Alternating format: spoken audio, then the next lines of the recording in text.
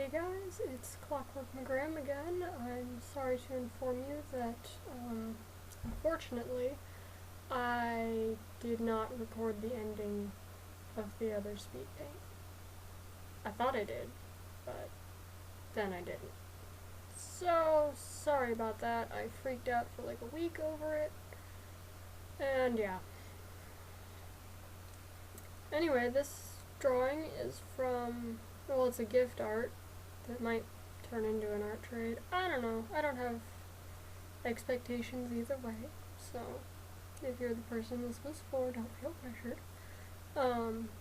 It's their character, whose name is Quasar. And she's not actually, a people, but I can only draw the people, so I drew her as a people. I had this turbo gross cold. I'm sure the rest of you out there have had it. It's going around and it's nasty. And so I was lying in bed being sick and kind of delirious. And like a smart person, I had my phone with me because that's what you should definitely do when you're sick and delirious. And I was looking at art of this character and I thought, why the heck not? I like pink and black. Let's do it. And normally I don't draw other people's characters. And I don't know if other people have that issue. I mean, most of the ones I know don't. But if you do, I totally feel it's a really unpleasant thing when you're trying to make friends in the art community. And, the art community is also huge, by the way. If you think you don't fit in, you just haven't found your people yet. I didn't really have a topic for this video. I did for like 3 seconds, and then I totally lost what it was. So, I guess, could talk about foreshortening. I did tons of it in this painting, and foreshortening is hard. Foreshortening is unbelievably hard. And I don't think it entirely worked with that hand. But I don't know. Maybe it did. What else?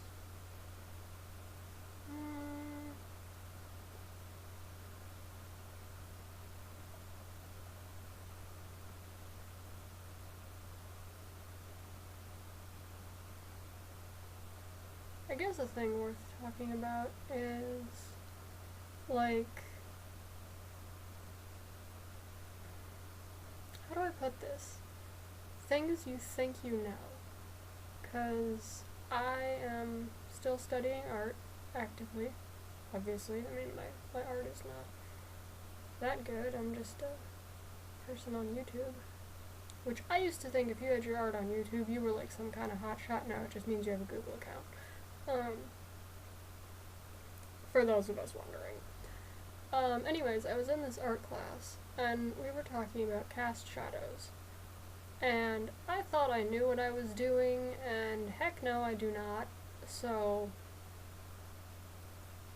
basically, everything you think you know, you don't actually know. So, just look out for that. Be confident, but look out for that, because if you don't look out for it, it'll bite you in the butt later.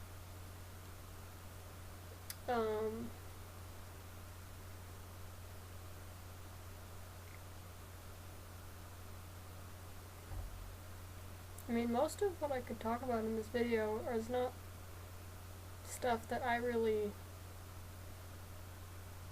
like, it's stuff that's already out there in other tutorials, which, this isn't really a tutorial, but with skin you still have warm and cool colors going on, and, oh, this is what I was going to talk about. Okay, so, I took this other art class, right, and this other art class, the teacher mentioned you should always have, I think she said 5 colors for hair, and like 3 colors, no, that doesn't make sense. I was going to say 3 colors for skin, but no, you need like 8 colors just to make skin tone in traditional painting, which is a nightmare, by the way.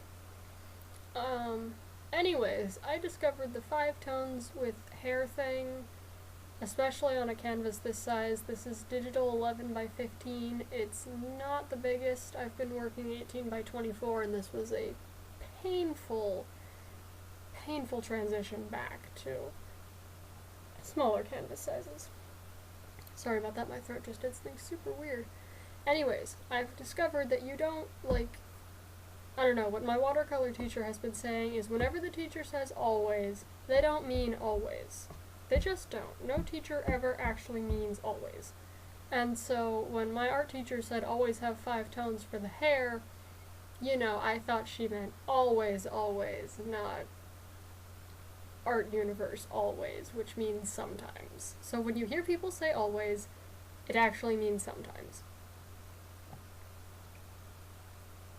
So my method that I have is between 2 and 6 colors, because if you only have 2, things look a little flat, and if you start using more than 8, you get what I call color barf. I'm sure someone else out there calls it too. I'm not claiming originality for that. That's just what I started calling it when I was like 13 or 15. I don't know. It was a while ago. Anyways, you don't want color barf because it kind of kills everything in your painting. And you're like, wow, this doesn't even look like what I was drawing. I was doing another painting of one of my original characters.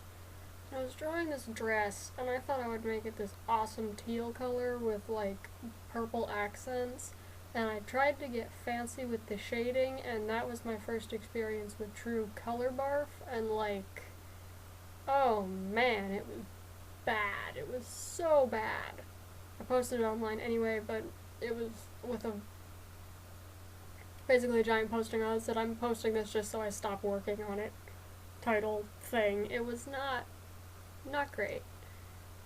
So when you get a small canvas and you have too many colors, things look bad. So either work huge or work with a limited color palette, or both. Working with limited palettes is actually really, really fun. Truly.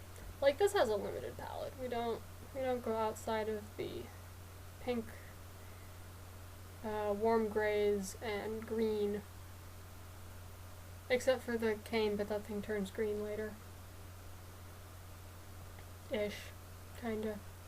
Let's see. This was the first time I tried to texture hair, but that got a little color barfy, almost. It's more like texture barfy, where it had texture, and then now it just kind of looks like Play-Doh or mud or something. So that's a flaw. I like the buzz cut side. Which also leads me to, don't overblend! I do it all the time! And it makes me really unhappy, and it's just a habit, and that's a habit I need to break. And this isn't an always thing. Well, it is an always thing, which means if you really want to overblend something, sure. There are uses for it, but in the case of something you want to be in focus, if you overblend it, it just is not great. Oh, and also none of this speed paint has nice endings. It kind of ends on random zoomed in parts of her face and starts on random zoomed in parts of her. So, sorry about that. I'm doing the eye now. This eye was pretty fun to do. And we're out of time, so thanks for watching. I'm Clockwork McGrim. Until next time.